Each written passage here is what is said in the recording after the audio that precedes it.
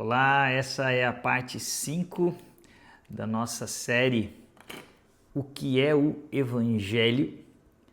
Uma série onde a gente está se propondo a entender, a aprender como responder essa pergunta, a entender o que é o Evangelho. E essa é, de fato, a pergunta mais importante que nós temos que saber responder ela. Caso nós não saibamos responder essa pergunta, a nossa vida eterna está em risco, porque a nossa fé no Evangelho só pode ser uma fé verdadeira se for a fé no Evangelho pregado e anunciado por Jesus e seus apóstolos. Então nós temos caminhado em Efésios capítulo 2, onde nós vimos ali um resumo muito lindo do Evangelho, e temos agora caminhado na carta de Paulo aos Romanos, onde a gente tem agora visto detalhadamente as temáticas do Evangelho. A gente viu no capítulo 1 e no capítulo 2 como Deus mostra que todos nós estamos debaixo do pecado. Tanto os judeus que tinham a lei, quanto os gentios que tinham uma lei gravada nos seus corações. E todos são incapazes de viver em pleno acordo com estas leis de Deus, ou impressas nas tábuas da lei, ou impressas nas tábuas do nosso coração. E ele mostra como todos estão debaixo do pecado, e no capítulo 3 ele vai dizer que todos pecaram e estão destituídos da presença, da glória de Deus. Então, a gente já viu como isso é estabelecido, e no próprio capítulo 3 como Deus lida com isso, dizendo que agora se manifestou uma justiça, a justiça de Deus, já que nós somos incapazes. Então nós recebemos a justiça de Deus que está em Cristo Jesus, uma justiça realizada através de Cristo na cruz. E como que nós tomamos posse, como que nós recebemos essa justiça? A obra de Jesus está lá, feita, realizada na cruz, pela sua morte e pela sua ressurreição. Agora, a obra está completa. E como que eu recebo essa justiça? Como que essa justiça de Jesus ali realizada naquela cruz, como que ela é atribuída a mim? Como que eu recebo essa justiça? E a resposta das Escrituras é através da fé. Vai dizer em vários momentos que a fé é esse meio pelo qual eu recebo a justiça, por meio da fé em Jesus Cristo. E o capítulo 4 de Romanos, que nós vamos ler agora juntos, ele vai falar de algo muito importante, porque isso é muitas vezes levantado em debates, em discussões, por aqueles que não creem no Evangelho, na mensagem de Cristo.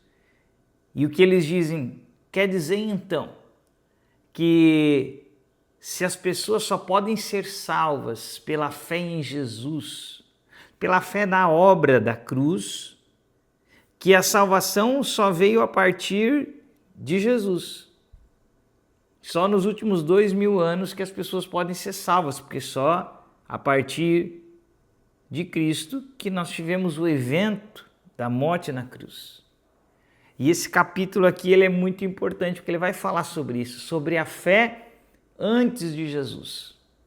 Ora, como que Abraão, que viveu milhares de anos antes de Jesus, 2000 anos mais ou menos, antes do próprio Cristo, como Abraão, como que os reis, Davi, Moisés, como estes homens foram salvos, se ainda Jesus não havia vindo na terra e realizado a sua obra. É isso que o apóstolo Paulo nos revela aqui, inspirado pelo Espírito Santo no capítulo 4. Ele vai dizer Portanto, o que diremos do nosso antepassado Abraão? Se de fato Abraão foi justificado pelas obras, porque isso é o que todo judeu sempre pensou. Eles pensam até hoje que o que os justifica são as suas obras, são os seus atos de justiça. Essa é a grande convicção de um judeu e de muitos evangélicos que pensam que nós somos justificados diante de Deus por nossas obras. Esse é o próprio conceito dentro do catolicismo das penitências, dos sacramentos.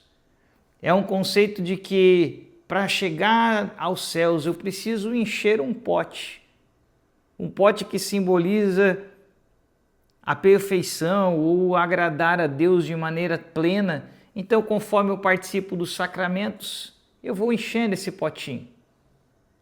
Durante a minha vida, as missas que eu participo, os sacramentos que eu cumpro, todos aqueles que a Igreja Católica estipula. Só que chega ao final da vida, a maioria das pessoas não conseguiu atingir esse total necessário. E aí a Igreja Católica,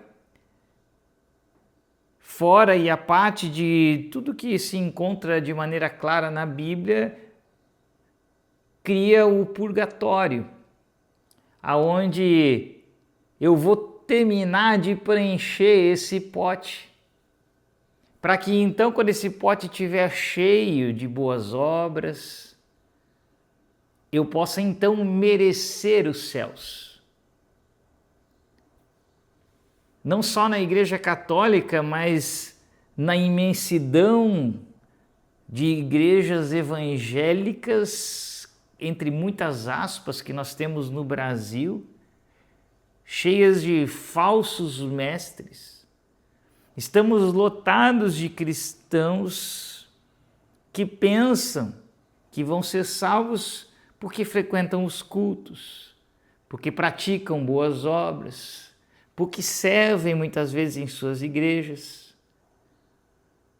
Vai se criando esse sentimento de que eu sirvo, de que eu vou à igreja para carimbar, para colocar mais uma moedinha naquele pote que um dia vai fazer com que eu seja merecedor.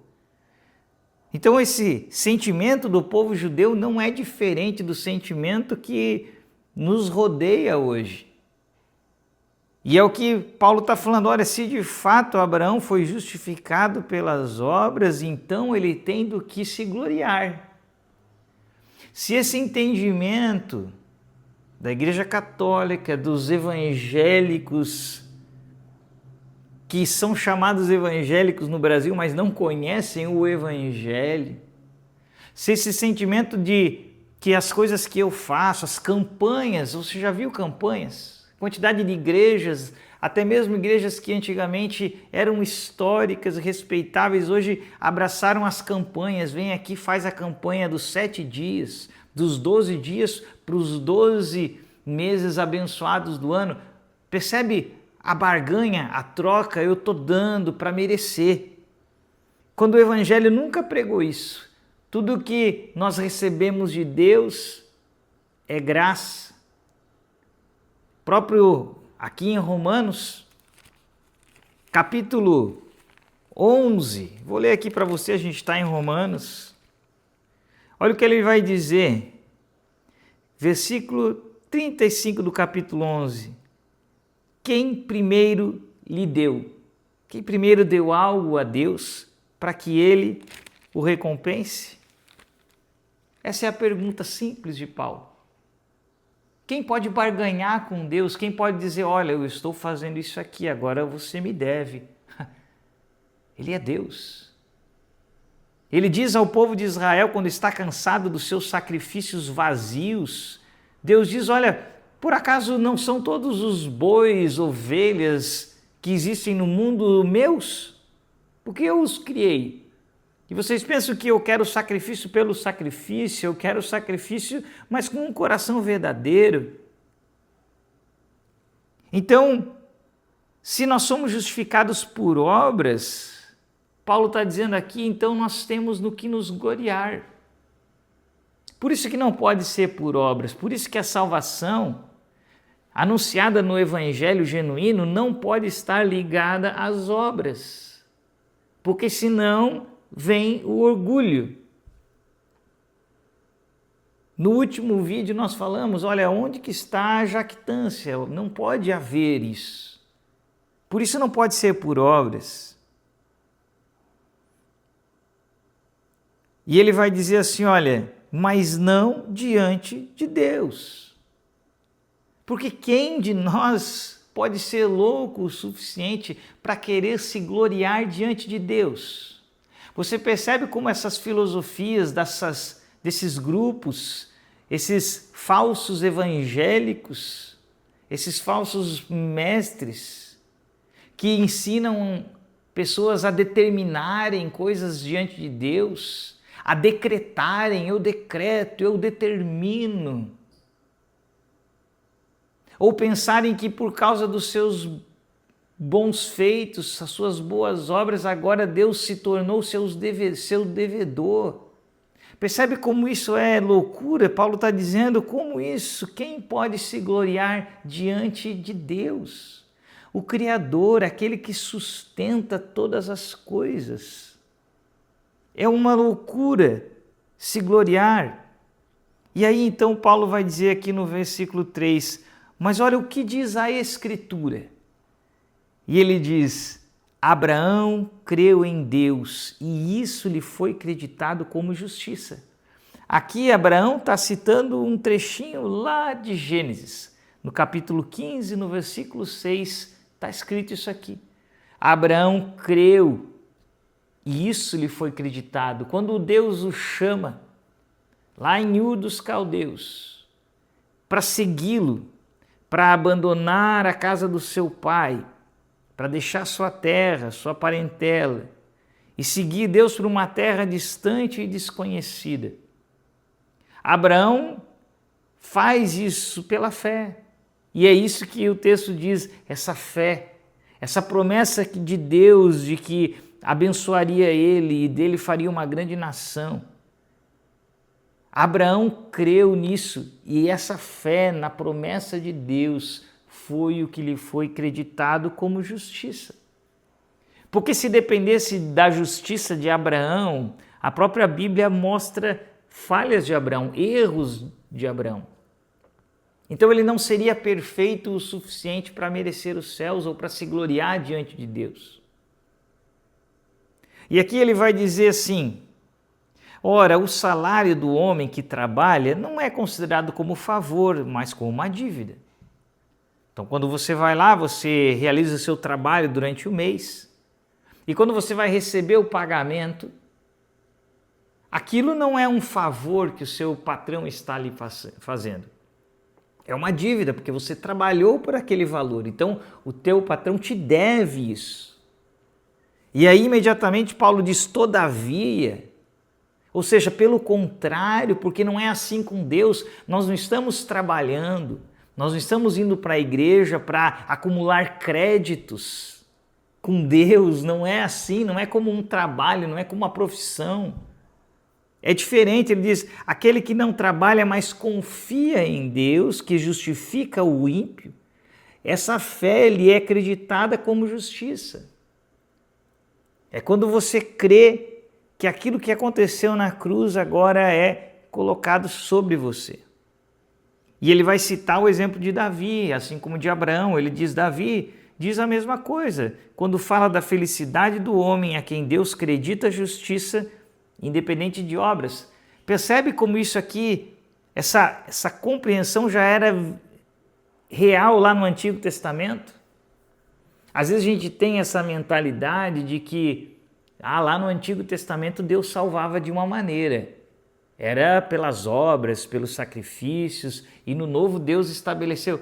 Não, já lá, Abraão já estava sendo dito, olha, ele creu e isso lhe foi acreditado. E olha o que Davi disse, 1000 anos antes de Jesus. Davi diz a mesma coisa quando fala da felicidade do homem a quem Deus acredita justiça independente de obras. Olha só, Isso aqui são palavras de Davi. Ele vai trazer uma citação do Salmo 32. Olha o que Davi diz: como são felizes aqueles que têm suas transgressões perdoadas, cujos pecados são apagados. Como é feliz aquele a quem o Senhor não atribui culpa. Você consegue perceber aqui em Davi, 1000 anos antes, a percepção dele do Evangelho? Primeira percepção dele dos seus pecados. Olha, eu tenho pecados. Mesmo sendo o grande rei Davi, o escolhido por Deus, ele diz: eu tenho pecados. Mas ele diz: como são felizes aqueles que têm essas transgressões apagadas, não por seus méritos, mas por quem? Apagados por Deus. Aqueles a quem o Senhor não atribui a culpa. Embora a culpa nos seja merecida, ele está dizendo aqui que o Senhor não nos atribui. O que é isso senão a graça, o favor imerecido? Então, desde o Antigo Testamento, Deus já revelava ao coração dos seus a sua graça, a salvação pela fé. Fé naquilo que viria, na salvação que seria demonstrada em Cristo Jesus. E ele segue dizendo: será que destina-se esta felicidade apenas aos circuncisos ou também aos incircuncisos? Ou seja, aos judeus que se circuncidavam ou também a todos os outros povos que não se circuncidavam? E ele vai dizer: já dissemos que no caso de Abraão, a fé lhe foi creditada como uma justiça. Sob quais circunstâncias? Antes ou depois de ter sido circuncidado? Não foi depois, mas antes. Assim ele recebeu a circuncisão como sinal, como selo da justiça que ele já tinha pela fé. Olha que interessante. Quando a gente olha na história e até hoje, como os judeus se prendem ao sinal da circuncisão. Isso é o que de fato os diferencia, esse é o sentimento que eles carregam. Mas olha o que Paulo está dizendo aqui, que o que os liga realmente a Deus não é a circuncisão, mas é a fé em Deus. A circuncisão, ele diz, é um sinal dessa fé. É aonde eles proclamam essa fé. A salvação não está na circuncisão em si, mas na fé em Deus e nas suas promessas. É isso que Paulo está dizendo aqui. Assim ele recebeu a circuncisão como um sinal. Não é a circuncisão em si que carrega o poder de salvar. Mas a circuncisão é um sinal, como um selo da justiça que ele tinha pela fé. Foi a fé em Deus que lhe atribuiu justiça, não a circuncisão. Mas é impressionante como os homens têm uma tendência enorme em se apegar aos sinais externos, às exterioridades. Tanto que na maioria dessas falsas igrejas evangélicas que inundaram o nosso país, você vai perceber que aqueles que são vistos como espirituais são quem? São aqueles que dão mais ênfase nos sinais externos, naqueles que gostam de falar em línguas, que gostam de dar glórias bem alto, que gostam de se jogar pelo chão, de fazer um show, os ditos profetas que se vestem com roupas diferentes, para se destacar e se demonstrar como se fossem sacerdotes. Isso tudo é essa exploração desse apego do ser humano pelas exterioridades. Quando o que de fato importa é o que há no coração, é a fé que de fato me liga a Deus e que me justifica. Não são as exterioridades.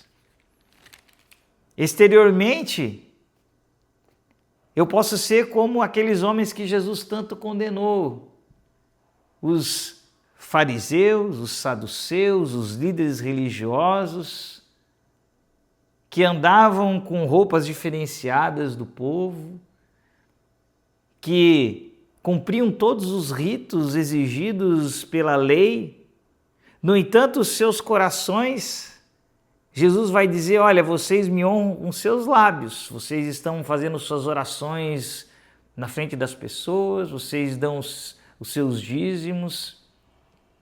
Aparentemente vocês são extremamente justos, vocês me honram com seus lábios, mas Jesus vai dizer, os corações de vocês estão distantes de mim. E quando isso acontece, não há fé e não há justificação. Por isso é tão grave, por isso é tão urgente que nós entendamos essas coisas aqui. Por isso esses assuntos aqui são de extrema importância. Que nós entendamos que não são as exterioridades que importam para Deus. O que importa para Deus é o que acontece aqui no coração, uma fé genuína no que Cristo fez. Agora, depois que há uma fé genuína, muitas exterioridades vão nascer como um fruto de um coração grato. Aí tudo bem. São coisas exteriores, mas que são genuínas e são verdadeiras. E ele segue dizendo, portanto, Abraão é o pai de todos os que creem sem terem sido circuncidados. Por isso que a fé agora engloba não só o povo judeu, por causa de uma herança de sangue, ou por causa da circuncisão, mas a fé em Jesus alcança a mim e alcança você, que não somos judeus. Por quê? Ele é o pai dos que creem sem terem sido circuncidados, a fim de que a justiça fosse acreditada também a eles. Porque a fé é possível tanto a nós quanto aos judeus. É em Cristo que Paulo vai falar lá em Efésios, somos feitos um só povo, como aquelas portas que eram em arcos, e você tinha aquela pedra angular aqui no meio. Então, Paulo vai desenhar essa imagem na nossa mente. Ele diz agora, imagina um lado da parede eram os judeus. E agora nós somos juntados aqui aos judeus através dessa pedra angular e perfeita que é Cristo. Porque os judeus podem crer em Cristo e serem salvos, e nós também. E agora nós somos um único povo. Agora não tem mais judeu, não tem mais gentil, não tem mais grego, não tem bárbaro, não tem mais nada, todos são um em Cristo Jesus. Ele nos equipara, por isso a igreja é algo tão belo, a junção dos santos, aonde todos são agora iguais em Cristo, todos receberam o mesmo sangue, todos são parte do mesmo corpo de Cristo por causa da fé que nos une. E é igualmente o pai dos circuncisos, que não somente são circuncisos, mas também andam nos passos da fé que teve o nosso pai Abraão antes de passar pela circuncisão.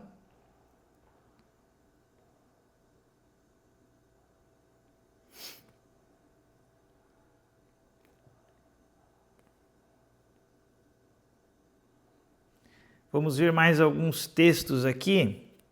Versículo 16 a gente pode chegar. Ele vai dizer, olha, portanto, a promessa vem pela fé. Olha só. A promessa da salvação não vem por obras, ele está concluindo aqui, ela vem pela fé. Para que seja de acordo com a graça e seja assim garantida a toda a descendência de Abraão, não apenas aos que estão sob o regime da lei, mas também aos que têm a fé que Abraão teve. Ele é o pai de todos nós. Como está escrito, eu o constituí pai de muitas nações. Ele aqui relembra a promessa de Deus lá em Gênesis capítulo 12, onde Deus diz, olha, em ti, Abraão, serão benditas todas as nações da terra. Enquanto Abraão, Deus iria tratar com o povo judeu, mas Deus ali já estava dizendo, um dia, todas as nações da terra serão benditas em ti. Ele é o nosso Pai aos olhos de Deus, em quem creu, o Deus que dá a vida aos mortos e chama à existência as coisas que não existem como se existissem.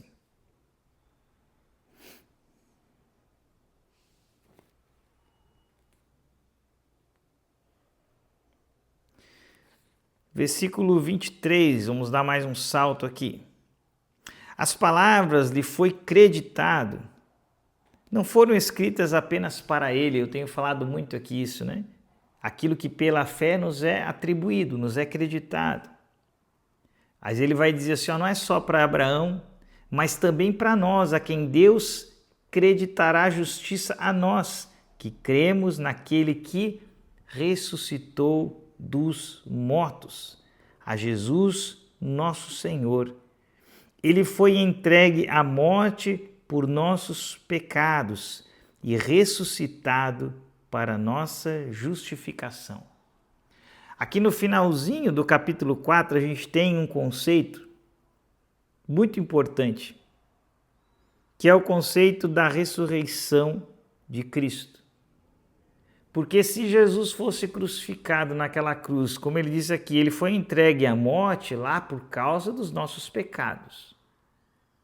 Lá no Getsêmani, a gente falou aqui, Jesus recebe sobre si a ira de Deus, o cálice da ira gerada por causa dos nossos pecados. Então é isso que o leva à cruz. Só que se Jesus morre e não ressuscita, a nossa fé é vã, não há justificação. Por isso que ele diz, olha, e ressuscitado para a nossa justificação. Um dos elementos basilares do Evangelho é a ressurreição. A cruz de Cristo sem a ressurreição não traz sentido para tudo isso que a gente está falando, porque a ressurreição é aquilo que carimba, que chancela, que dá sentido à nossa fé. Quando Paulo vai falar sobre isso, lá em 1 Coríntios, capítulo 15, que é o capítulo da ressurreição, ele vai dizer algo muito lindo. Ele diz assim, olha, irmãos, eu quero lembrar-lhes o evangelho que lhes preguei. Olha só, nós estamos aqui nessa série falando sobre o que é o evangelho. E Paulo diz, olha, eu quero lembrar vocês do que é o evangelho. Paulo está constantemente lembrando as pessoas. Eu quero lembrar vocês do evangelho que lhes preguei, o qual vocês receberam e no qual vocês estão firmes. Percebe a importância disso que a gente está estudando? O evangelho é aquilo que Paulo e os apóstolos pregaram, é a mensagem anunciada por Jesus. E é sobre isso que nós estamos firmados. Se nós não entendemos o evangelho, se nós não entendemos, por exemplo, a importância da ressurreição dentro da mensagem do evangelho, nós podemos ser enganados. Podemos ser desviados por caminhos perigosos. Quando algumas pessoas, por exemplo, vierem relativizar a ressurreição. E se nós não entendemos a importância da ressurreição, podemos cair em desvios e enganos. Então veja, Paulo está lembrando, eu quero lembrar vocês desse evangelho. Versículo 2 ele diz, olha, por meio deste evangelho vocês são salvos. Lembra que eu estou falando aqui desde o início do nosso estudo? A nossa resposta a essa pergunta, o que é o evangelho? Da resposta disso depende a nossa salvação? Olha o que Paulo está dizendo aqui, não é invenção. Ele diz, olha, é por meio deste evangelho que vocês são salvos. Desde que se apeguem firmemente à palavra que lhes preguei. Caso contrário, vocês têm crido em vão. Você já pensou se toda a sua vida de fé ela for baseada numa compreensão errada do evangelho, distorcida do evangelho? Paulo está dizendo, você tem crido em vão. Você tem crido em falsos mestres, em distorções da palavra, em falsos ensinos, em distorções do evangelho. E Paulo diz claramente, você tem crido em vão, por isso precisa cuidar.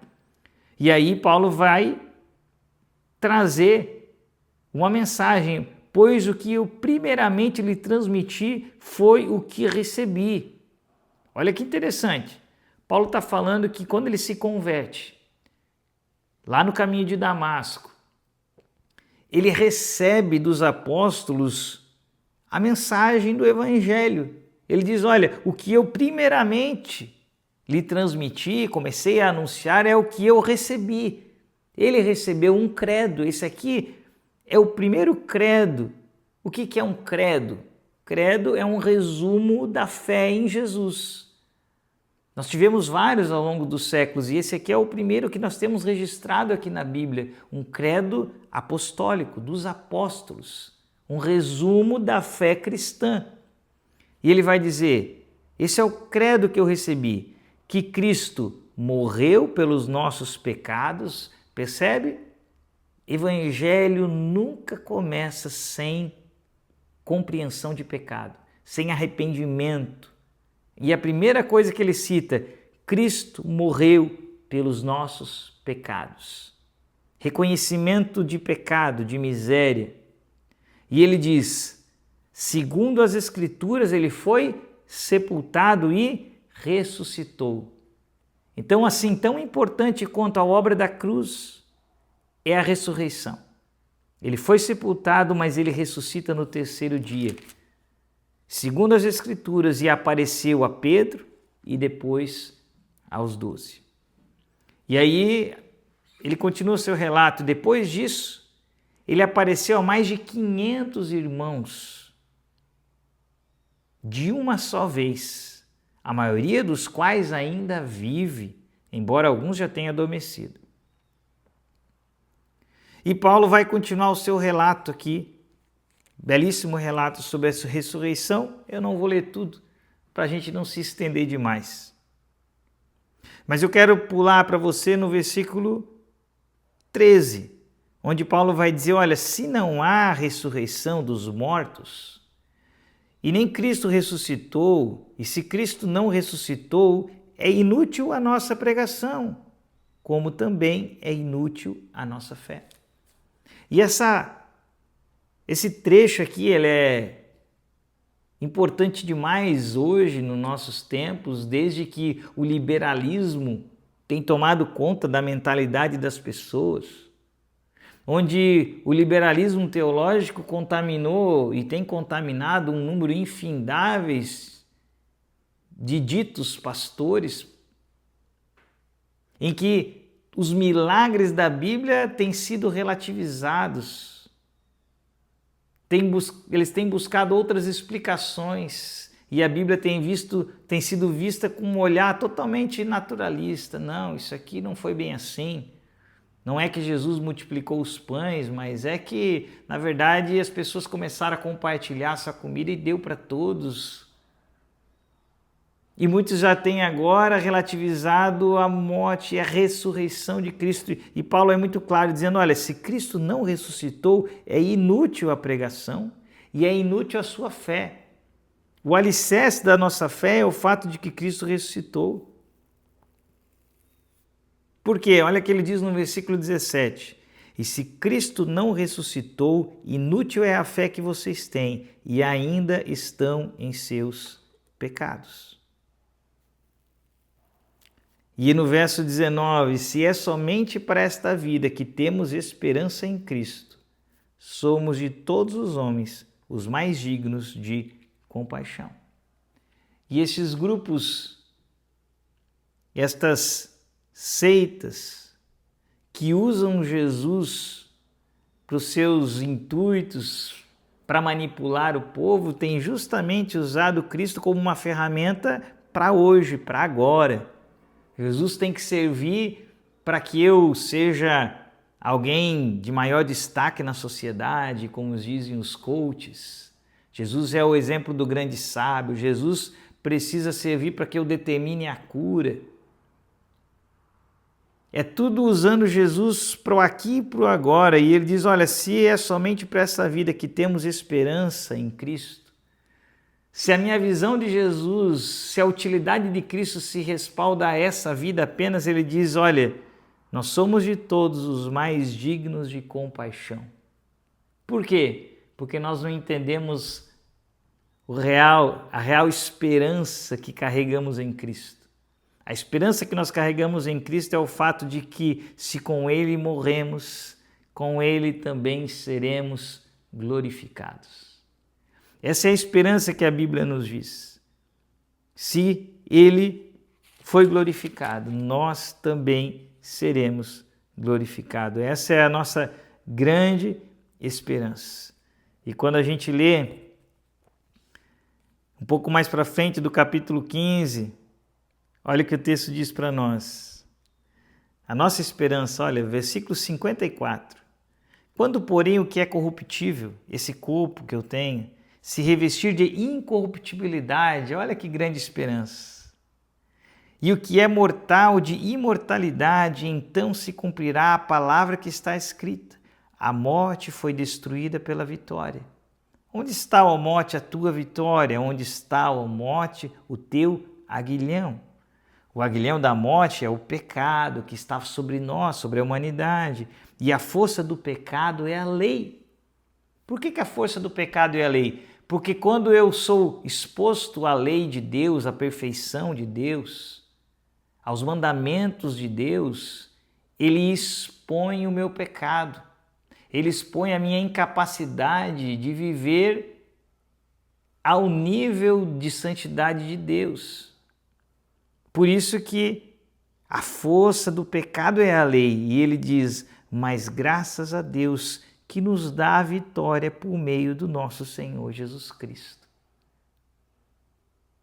Porque se dependesse de mim, eu estaria destruído por não conseguir cumprir a lei. E aquele que erra, cumpre toda a lei, mas erra apenas num ponto, Tiago vai dizer que ele é culpado de tudo, porque nós precisamos ser perfeitos. Por isso esse louvor, quando ele diz, mas graças a Deus, porque ele nos dá a vitória. Como? Por meus méritos, por minha capacidade? Não, por meio de nosso Senhor Jesus Cristo. Isso é o que nos mantém firmados. Nisso aqui está a nossa certeza, a nossa segurança de salvação. Teríamos muitos outros textos que eu queria ver aqui com vocês, mas no próximo vídeo a gente vê esses textos. Nós vamos entrar no capítulo 5, que é um capítulo magnífico. Mas aí no próximo eu trago também para vocês estes outros textos que nós podemos ler e pensar sobre ele.